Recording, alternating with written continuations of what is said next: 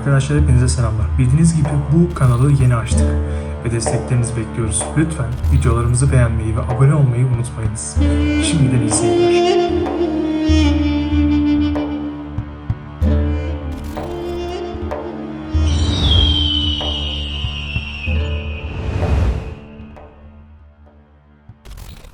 Haşhaşiler.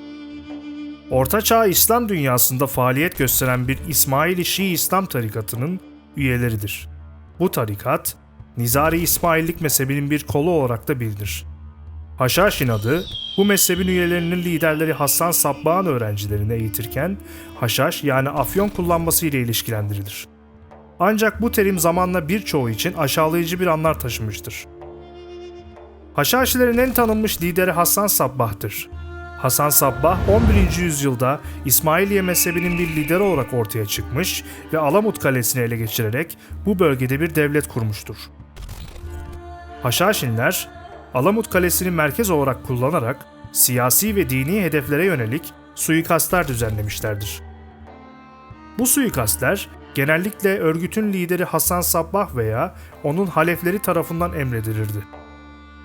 Haşhaşinlerin eğitimi, müritlerin gizlilik, disiplin, suikast teknikleri ve casusluk gibi konularda uzmanlaşmalarını içeriyordu. Haşhaşinler özellikle Orta Doğu'da siyasi iktidarsızlık dönemlerinde etkili olmuşlardır.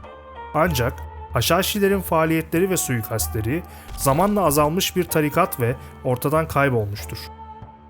Haşhaşinler tarih boyunca birçok efsane ve hikayeye konu olmuş, Batı dünyasında özellikle haşhaşin kelimesi uyuşturucu kullanımı ile ilgili olumsuz bir çağrışım kazanmıştır. Haşhaşilerin önce lideri Hasan Sabbah, Alamut Kalesi'ni ele geçirerek tarikatın merkezini buraya taşıdı.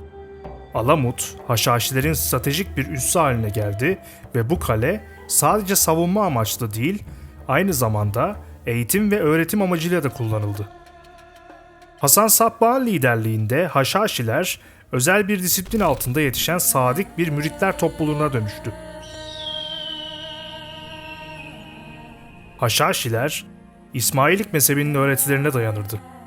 Bu öğretiler arasında batini anlayış, gizli bilgilerin sadece seçilmişlere açılması ve imamın yeryüzünde gizlice görev yapması gibi unsurlar bulunmaktaydı. Haşhaşilerin ideolojisi karmaşık simgeler ve metaforlarla dolu gizemli bir dünya görüşünü içeriyordu. Haşhaşilerin öne çıkan stratejileri, suikastlar ve bilgi savaşlarıydı. Haşhaşilerin düşmanlarına karşı etkili bir şekilde savaşmak için özel eğitim görmüş suikastçılardan oluşan bir birlik kullanırdı. Ayrıca bilgi savaşları yoluyla düşmanlarını manipüle etme konusunda da ustaydılar. Haşhaşilerin yönetiminde adalete büyük bir önem verilirdi. Alamut Kalesi'nde uygulanan idari sistem, matematik ve astronomi bilimine dayanırdı. Haşhaşilerin yönetimi, karmaşık bir organizasyon yapısı ve içsel denge üzerine kurulu bir sistemdi.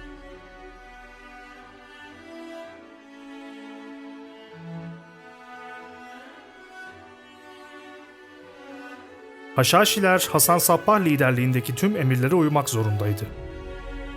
Tüm emirler, onların yeminli birer yapılması gereken görev olduğuna inanmalarını sağlardı. Özellikle küçük bir görev olsa bile, ucunda ölüm bile olsa Hasan Sabbah'ın lafı çiğnenmez ve dolayısıyla tüm emirler kesintisiz bir şekilde yerine getirilirdi.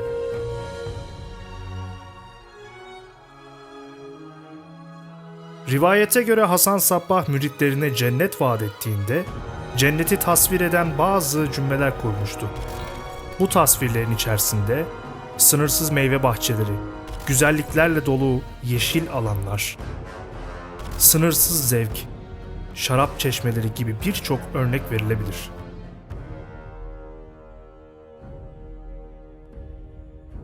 Hasan Sabbah müritlerinin motivasyonları ve sırları genellikle örgütün öğretileri ve liderleri tarafından yönlendirilen bir dizi faktöre dayanmaktadır. Bu faktörler içerisinde mistik ve İsmaili inancı, cennet vaadi, gizlilik ve disiplin, ölüm korkusu ve sadakat, politik ve stratejik amaçlar yer alabilirdi.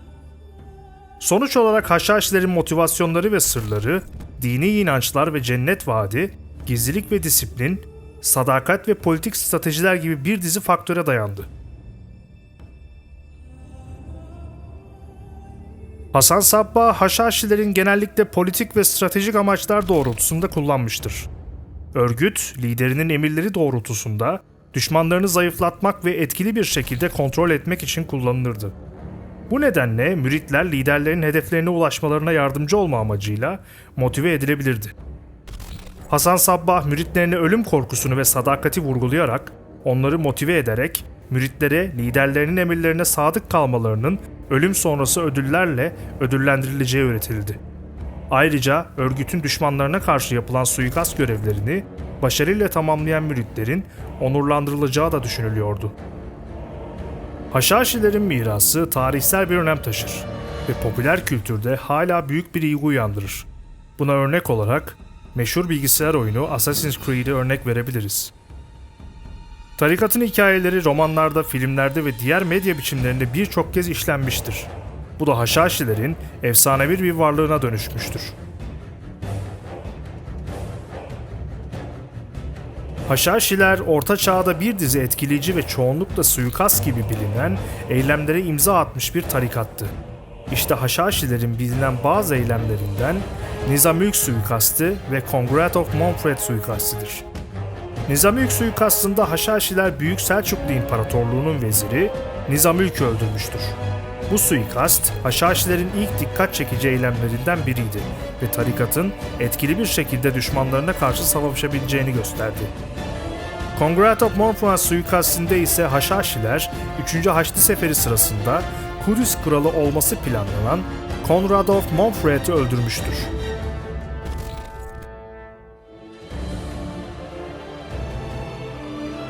Haşhaşiler tarih boyunca farklı isimlerle de anıldı. İşte Haşhaşiler için kullanılan bazı alternatiflerden İsmailliye, Naziriler, Asasinler, Fidainler ve İslam'ın gizli fırkasıdır. İsmailliye, İsmaillik mezhebinin bir parçası olduğu için bu nedenle İsmailliye olarak da adlandırılırlar. Nizariler ise Nizari İsmailleri olarak da bilinir. Bu isim, tarikatın lideri Nizamülmülk'e karşı yapılan suikast sırasında ortaya çıkmıştır. Asasinler, asas kelimesinden türemiştir ve Haşhaşilerin eylemlerinde kullanılan zehirli bıçakları ifade eder. Fidainler, Haşhaşilerin suikastçilerini ifade eden bir terimdir. Bu terim, müritlerin kendilerini kurban etmeye hazır olduğu anlamına gelir. İslam'ın gizli fırkası ise İslam dünyasında faaliyet gösterirken sıklıkla gizemli bir grup olarak kabul edildiği için İslam'ın gizli fırkası olarak da anılmışlardır.